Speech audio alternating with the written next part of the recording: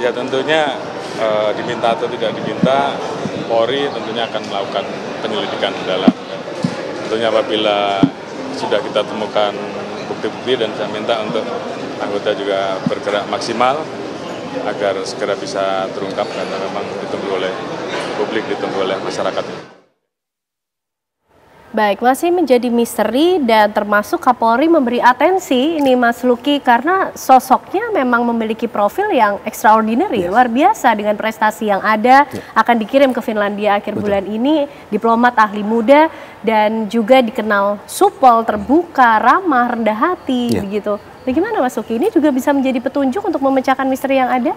Tentu, dan ini harusnya menjadi salah satu evidence utama gitu saat kemudian untuk membuktikan apakah kemudian kasus ini terindikasi bunuh diri atau kemudian pembunuhan. Dalam konteks kriminologi bisa kita jelaskan juga saat kemudian criminal profiling seringkali berkorelasi dengan bagaimana interaksi atau kemudian catatan-catatan kecil yang melekat kepada pelaku atau kemudian kepada korban. Yang kedua adalah dalam konteks ini ada tidak sih sesuatu yang kemudian menjadikan dia sebagai karir kriminal di sana. Saat kemudian kedua aspek ini tidak ada, maka ada salah satu elemen kecil yang kemudian menjadi bagaimana kemudian karakter dia terbentuk di sana. Dalam konteks ini apakah dalam relasi sosial, interaksi sosial, dan paling penting saat kemudian bagaimana interaksi terjadi di antara nuclear family dia, keluarga inti dia, seharusnya bisa menjadikan ini sebagai capture utama untuk mengkonstruksikan bagaimana jati diri dari korban, dalam hal ini adalah almarhum.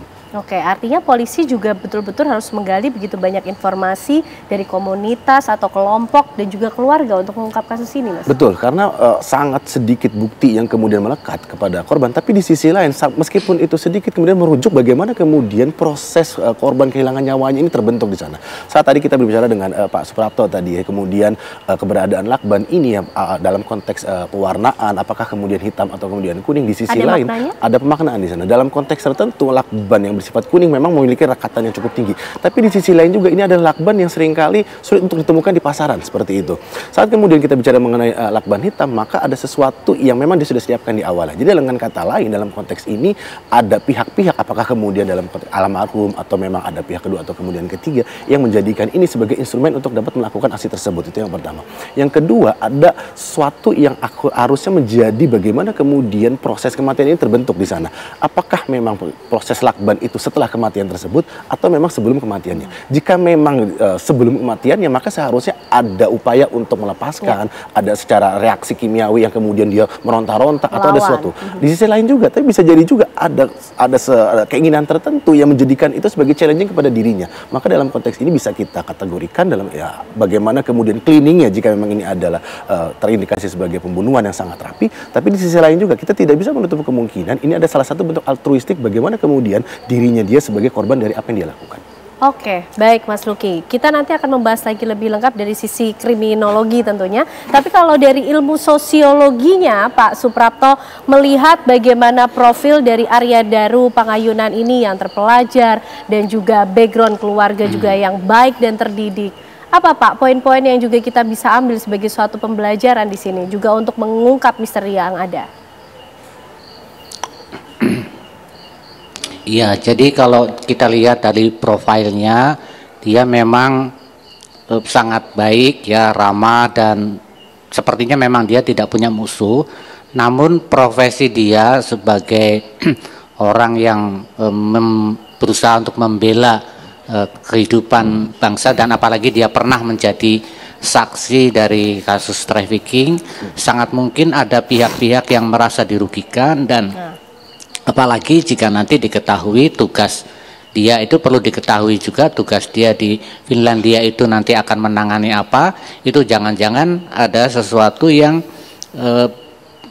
dia lakukan itu akan merugikan pihak-pihak lain, seperti juga misalnya orang-orang yang menangani kasus-kasus narkoba itu lalu juga akan banyak mendapatkan teror. Nah, ini dia setidaknya seseorang atau yang bertugas untuk melindungi bangsa Indonesia dari tindakan-tindakan yang merugikan gitu ya bangsa Indonesia, dan itu sangat mungkin akan menimbulkan kerugian bagi pihak lain. Jadi dari sisi keluarga saya kira kita bisa mendapatkan informasi dari teman-temannya juga bahwa dia orang baik, tetapi justru kebaikan ini yang kadangkala bagi pihak tertentu itu adalah musuh.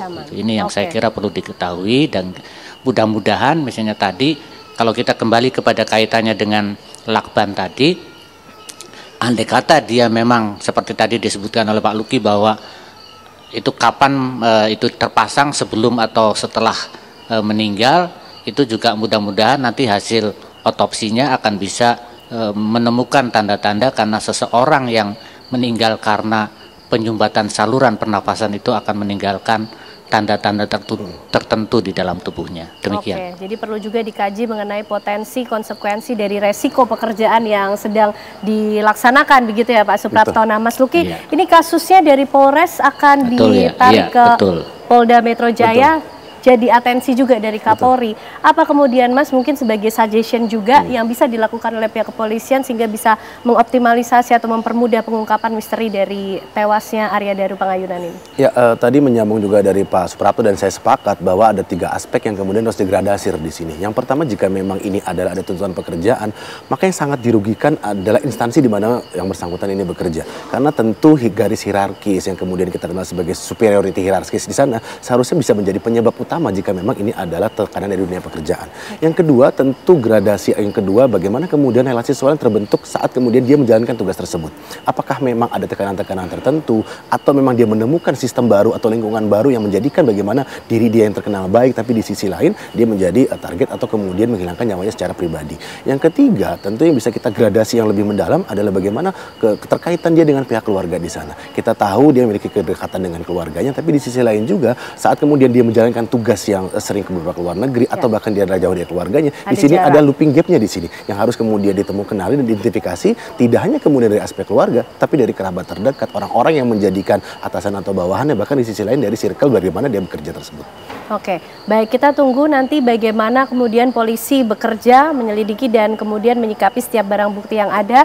Kita tunggu bagaimana nanti jawaban dari setiap tanda tanya kematian dari Arya Daru Pangayunan. Terima kasih Mas Luki, terima kasih Pak Suprapto malam hari ini sudah bergabung bersama kami di Apa Kabar Indonesia Malam. Dan pemirsa, usai jeda. Terima kasih kembali, semoga bermanfaat.